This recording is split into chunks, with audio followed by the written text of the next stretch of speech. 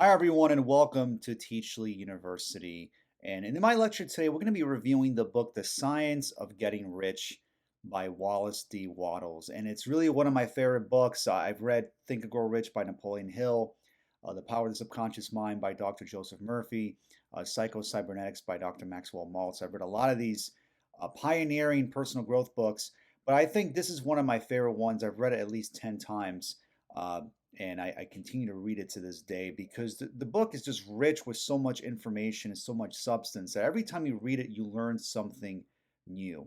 And I've stated before in many of my lectures that repetition is one of the best ways we'll be able to learn and grow and learn new skills and ideas that we can take action on that can create a quantum leap in many aspects of our lives. And this is why this is one of these books that you want to read uh, whenever you get some free time, take the time to read this book and dive into it because there's just so much to unpack. And in this lecture, again, there's we're only going to be touching the tip of the iceberg when it comes to this book and all the substance that it has. But I'm going to attempt to try to capture the essence of what this book really is about and underlying themes behind it as it relates to wealth accumulation. So I want to start with a quote, obviously, from Mr. Wattles himself, who says the principle of power gives us just what we ask of it.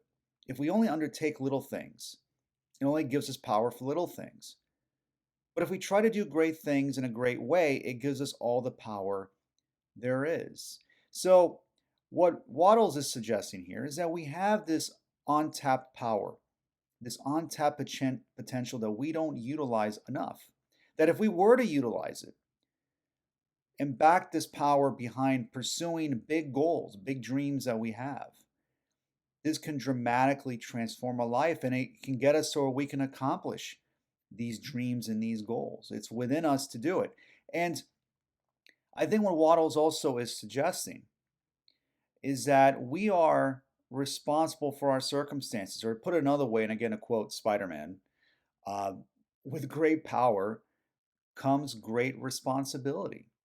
So, in some ways, many of the financial challenges that we have today, we are responsible for because we are misusing our minds and our thoughts and how we lack the ability to focus on thoughts that are constructive and that are comprised of our goals and desires and what we wish to accomplish.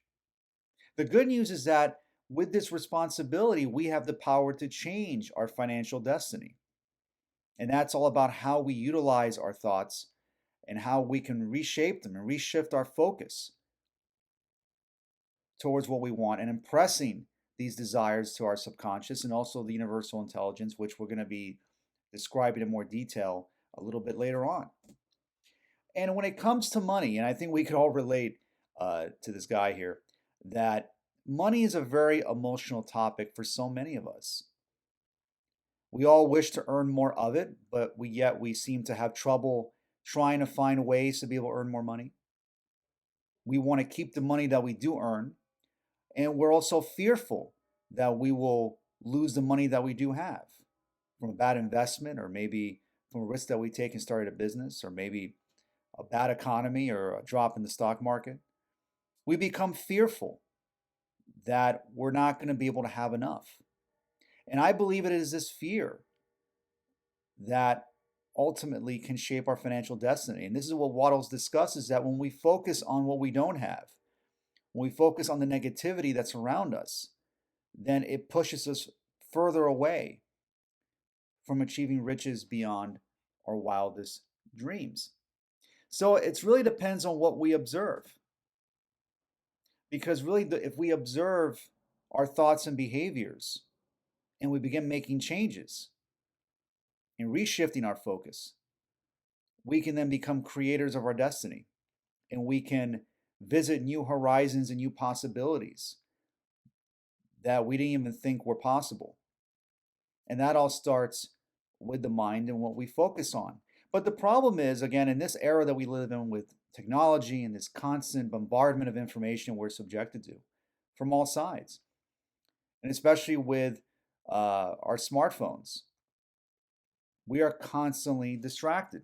And in fact, Again, to the latest studies, it shows that we lose focus every 8 seconds. Think about that.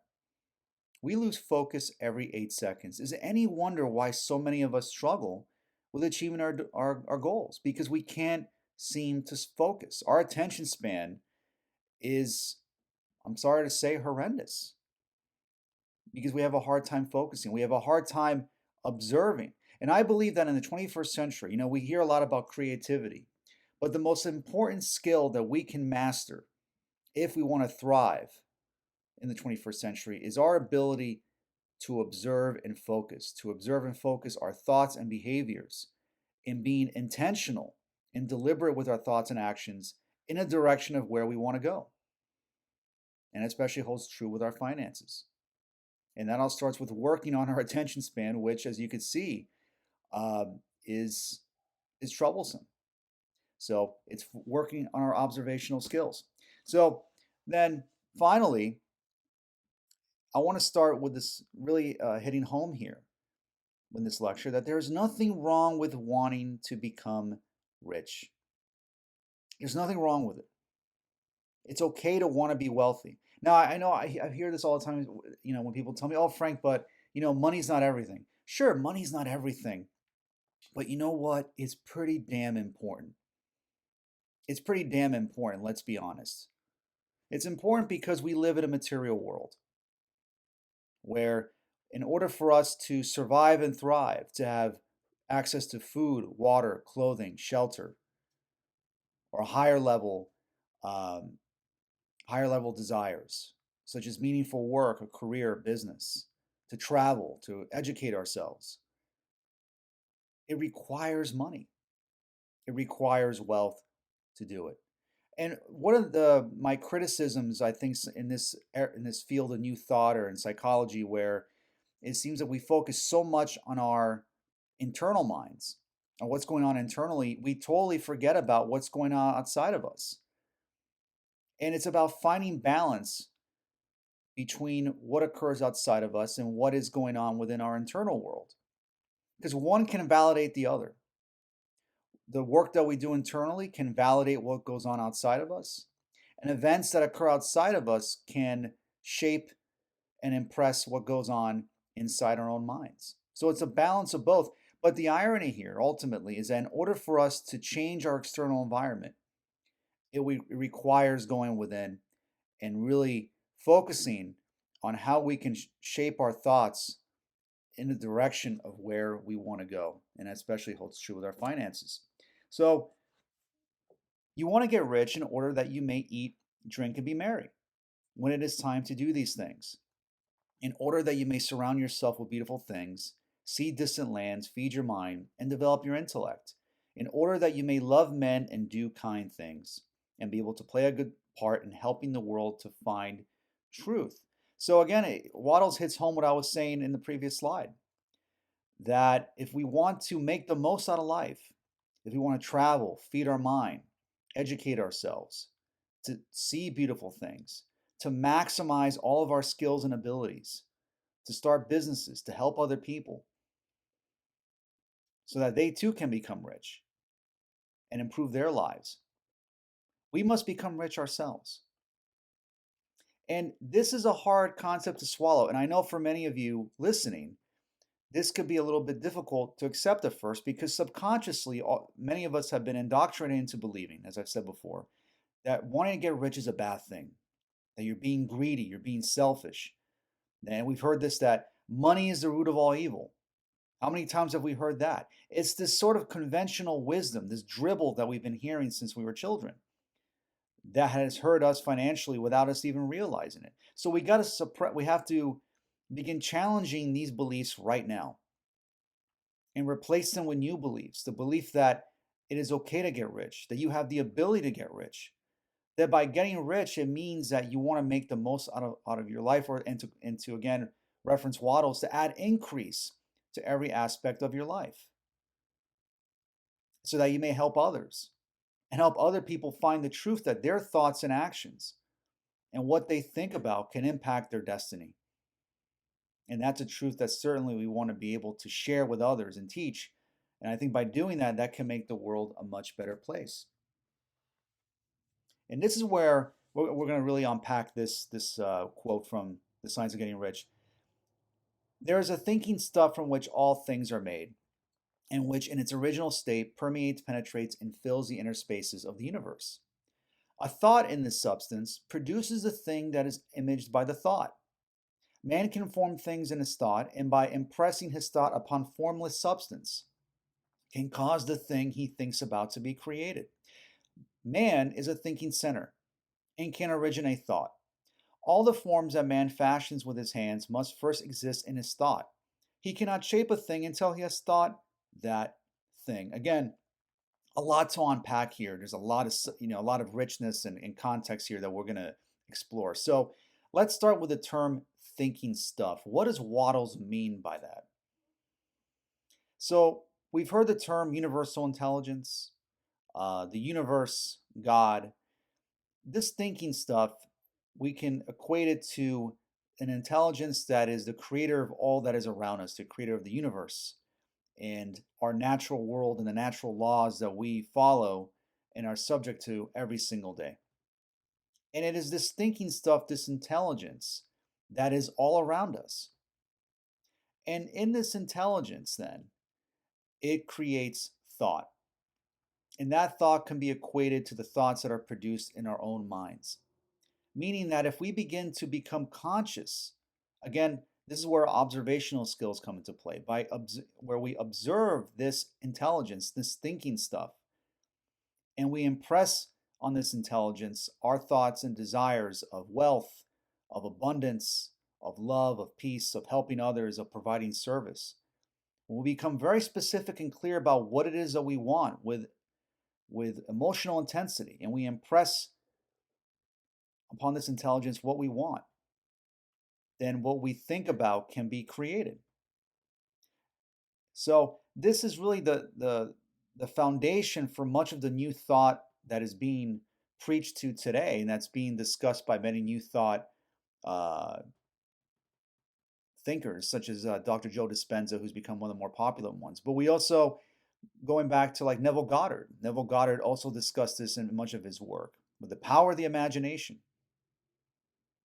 where our imagination is also, it could be equated to the powers of the universe, where we have this godlike ability to be able to create our circumstances. And that all starts with becoming aware of this power. That again, if we observe it and communicate with it in such a way, then we can see things begin to change. So going back to the next quote, where man is a thinking center and can originate thought. All of us think thoughts, but the vast majority of the thoughts we think about are usually negative or are not even thoughts that we created on ourselves. It's based on the things that we've experienced and seen using our five senses. And when you consider that many of our thoughts and habits are totally unconscious, many of us are on autopilot every single day. We do the same thing over and over again from the moment we wake up in the morning to when we go to bed at night. We do the same thing over and over again. So when we talk about thinking, it means being awake, observing, and being deliberate in our thoughts and actions and moving towards the direction of where we want to go. And that is becoming and embodying what we wish to experience in our life. And again, going back to Neville Goddard, where he constantly preaches about the importance of praying as if our prayers have already been answered. Rather than praying hoping something to happen, be thankful and grateful that what you seek is already here. And again, this could be challenging because if we say, for example, want to make a certain amount of money or want to have a type of career or job or relationship, there's nothing in your environment that's necessarily going to validate that what you want is possible. So the real power then is holding on to this vision in spite of what's going on around us.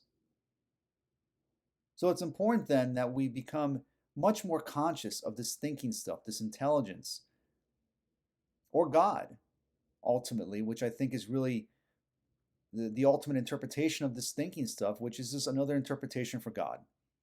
in our relationship with God. So then, to do things in a way you want to do them, you will have to acquire the ability to think the way you want to think.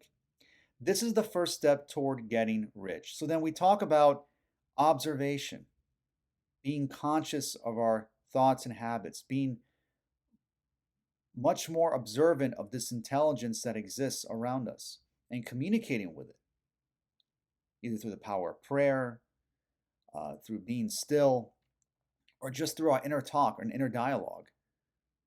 By changing the way we think in a much more constructive way, that is then the first step toward getting rich. And it's thinking the way we want to think. But as I said before, many of our habits are unconscious. They're unconscious behaviors. That's why observation is so important. We want to observe these thoughts and behaviors, these negative thought patterns, bring them to the surface, and then start making changes, making new choices that will enable us to become the person that we want to be. So this isn't necessarily easy, but when we become, again, deliberate and we take the steps necessary towards thinking the way we want to think, then that is a big first step toward getting rich. So then, to think health when surrounded by the appearance of disease, or to think riches when in the midst of appearances of poverty, requires power. But who acquires his power becomes a mastermind. He can conquer fate. He can have what he wants. As I said before, we all have desires and goals. And the greatest power that we have that we can master is the ability to hold on to this vision, to believe, to have faith that what we want can be manifested in spite of what is happening around us. And as of the making of this lecture, there's a lot of negativity out there right now. When you turn on the news, there's news of inflation, the possibility of a recession, economic uncertainty. We see high gas prices. We see the war in Ukraine, political division, a lot of negativity. So it's very easy to think that the world is essentially going to hell, quote unquote.